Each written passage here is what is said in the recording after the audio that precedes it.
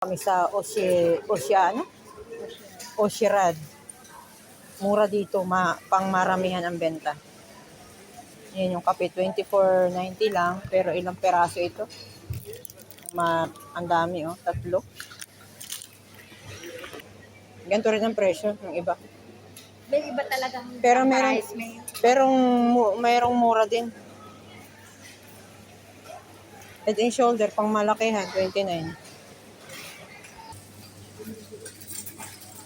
49 lang, oh. Ang dami, bilihan dito, mura. Ayan, may beans din. 30. Paano to, siomay? Parang siopaw. O, ito yung parang bulaklak. Kastanyas, 4.90. Ganito rin ang presyo sa market na iba.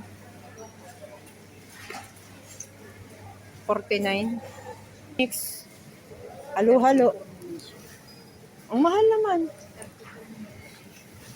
Mahal talaga yan. Walang kaso. Magtanim tayo ng mani. Magkano dito ang mani?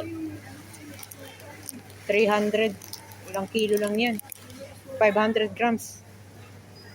Meron diyang gulayan. 2, 4. Pag kumuha daw kayo ng saging, titimbangin doon. Saging. O prutas o gulay. Piliin mo yung gulay o prutas. Lalabas na dyan yung resibo. Ilagay mo yung sticker. Pero may niyog din, no? 10 shekel. Ilang kilo avocado. Ano naman? Kung ang kilo niya, 8.90. Tapos yung cauliflower, 7.90 lang kilo.